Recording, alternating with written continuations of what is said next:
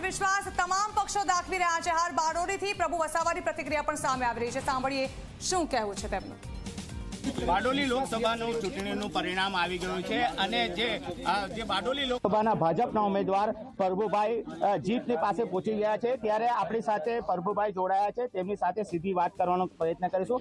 પ્રભુભાઈ, ત્રીજી વખત બનવા જઈ રહ્યા છો, MP બનવા જઈ રહ્યા છો, કેવું લાગી રહ્યું છે? બહુ સરસ, સારું લાગી રહ્યું છે। ભારતીય જનતા પાર્ટીના સાંસદ તરીકે 23 બારડોલી લોકસભામાં ત્રીજી વખત મારા કાર્યકર્તાઓ થકી હેટ્રિક થવા જઈ રહી છે ત્યારે ખૂબ આનંદની લાગણી પણ અનુભવું છું અને કાર્યકર્તાઓની જે રીતે કાર્યકર્તાએ મહેનત કરી અને એના પરિણામે આજે ઓવરઓલ રિઝલ્ટ જોતા બારડોલી લોકસભાની લીડમાં ખૂબ સારો વધારો કાર્યકર્તાએ કરાવ્યો છે।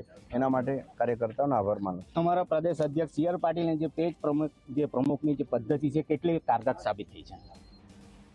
પેજ સમિતિ ખૂબ જ કારગર નીવડી છે માનું છું।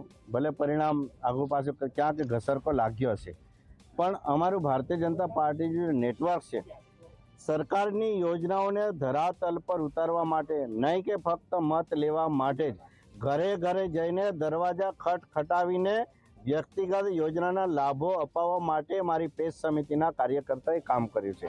ભારતીય જનતા પાર્ટીના કાર્યકર્તાએ કામ કર્યું છે અને એનો અમને આનંદ છે કે એમના લાભો અપાવવા માટે।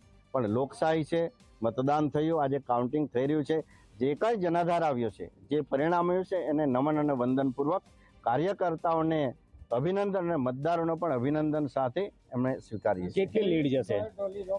મારી જે રીતે અત્યારે કાઉન્ટિંગ ચાલી રહ્યું છે અને મને દેખાય છે કે 2.5 થી 3.5 લાખની ઉપર આ લીડ આ વખતની મારી થશે। ખાસ કરીને કયા કામો રહેશે તાપી જિલ્લા અને સુરત જિલ્લામાં?